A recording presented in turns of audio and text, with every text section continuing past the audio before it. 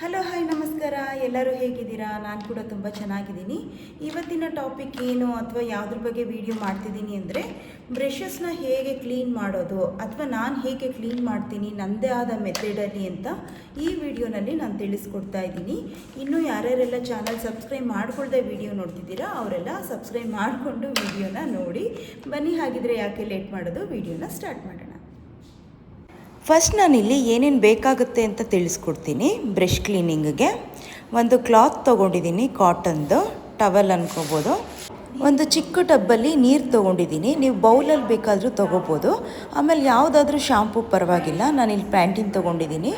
Baby shampoo ಆದ್ರೂ ಪರವಾಗಿಲ್ಲ, ನಿಮಗೆ ಯಾವ್ದು ಅನುಕೂಲ ಇರುತ್ತೋ ಅದನ್ನೇ ತಗೊಳ್ಳಿ. ಇದಾದಮೇಲೆ ಸಿಲಿಕಾನ್ ಸ್ಕ್ರಬ್ ಸಿಗುತ್ತೆ, ಇದು ಬೇಕಾಗುತ್ತೆ ನಮಗೆ. ಈ ಥರ ಇರುತ್ತೆ ನೋಡಿ, ಪ್ಲಾಸ್ಟಿಕ್ ಅಲ್ಲ, ಇದು ಸಿಲಿಕಾನ್ ಆಗಿರುತ್ತೆ. ಇದೊಂದು ಬೇಕಾಗುತ್ತೆ.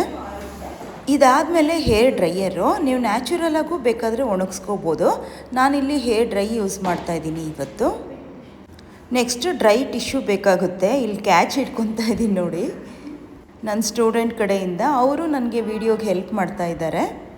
ಇವಾಗ ಬ್ರಷ್ ತೊಗೊಂಡು ನೀರಲ್ಲಿ ಡಿಪ್ ಮಾಡ್ತಿದ್ದೀನಿ. ಅದ್ರ ಹೇರ್ ಎಷ್ಟಿರುತ್ತೆ ಅಷ್ಟು ಮಾತ್ರನೇ ಡಿಪ್ ಮಾಡ್ಕೋಬೇಕು, ಯಾಕಂದರೆ ಗಮ್ಮಿಂಗ್ ಹೋಗ್ಬಿಡುತ್ತೆ.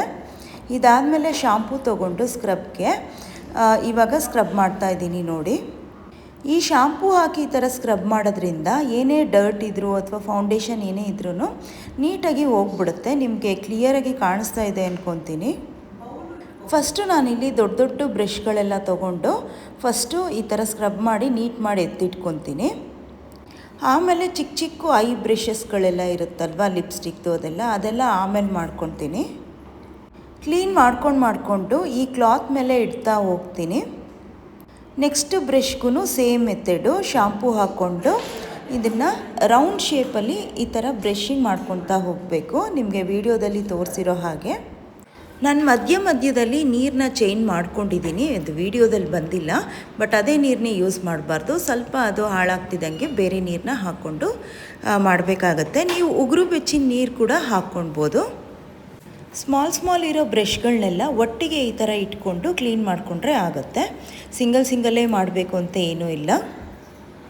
ಏನಕ್ಕೆ ಬ್ರಷ್ ಕ್ಲೀನಿಂಗ್ ಮಾಡಬೇಕು ಅಂತ ತಿಳ್ಕೊಳ್ಳೋದಾದರೆ, ಹೈಜೀನ್ ಪರ್ಪಸ್ಗೋಸ್ಕರ. ಒಬ್ರಿಗೆ ನಾವು ಯೂಸ್ ಮಾಡಿದ್ದು ಇನ್ನೊಬ್ರಿಗೆ ಯೂಸ್ ಮಾಡೋಕ್ಕಾಗಲ್ಲ, ಯಾಕಂದರೆ ಒಬ್ರಿಗೆ ಪಿಂಪಲ್ ಇರುತ್ತೆ. ನಾವು ಅದೇ ಬ್ರಷ್ ಯೂಸ್ ಮಾಡೋದ್ರಿಂದ ಅವ್ರಿಗೂ ಪಿಂಪಲ್ ಹರಡೋ ಅಂಥ ಚಾನ್ಸಸ್ ಇರುತ್ತೆ. ಅದಕ್ಕೋಸ್ಕರ ಬ್ರಷಸ್ನೆಲ್ಲ ಒಂದ್ಸರಿ ಕ್ಲೀನ್ ಮಾಡಿ ಇಟ್ಕೊಂಡಿದ್ದೀನಿ.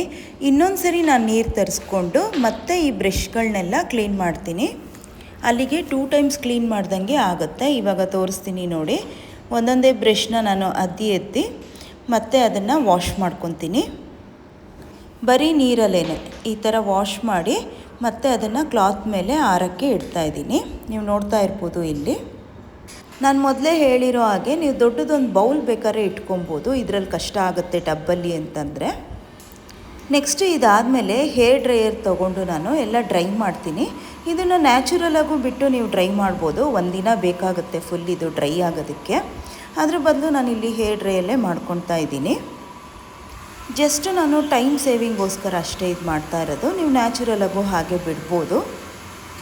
ನಿಮಗೆ ಸೆಲ್ಫ್ ಮೇಕಪ್ ಕ್ಲಾಸ್ ಆಗಿರ್ಬೋದು ಅಥವಾ ಫುಲ್ ಕೋರ್ಸ್ ಆಗಿರ್ಬೋದು ಅಥವಾ ಬರೀ ಹೇರ್ ಸ್ಟೈಲ್ ಕ್ಲಾಸೇ ಬೇಕು ಅನ್ನೋರಿಗೂ ನಮ್ಮ ಅಕಾಡೆಮಿನಲ್ಲಿ ಅವೈಲಬಲ್ ಇದೆ.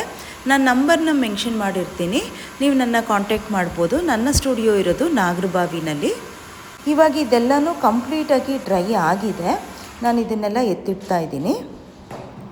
ಅಷ್ಟೇ, ಎಲ್ಲನೂ ಮುಗೀತು ಪ್ರೊಸೀಜರು. ತುಂಬ ಸಿಂಪಲ್ಲಾಗಿದೆ ಅಲ್ವಾ ಬ್ರಷ್ ಕ್ಲೀನಿಂಗು.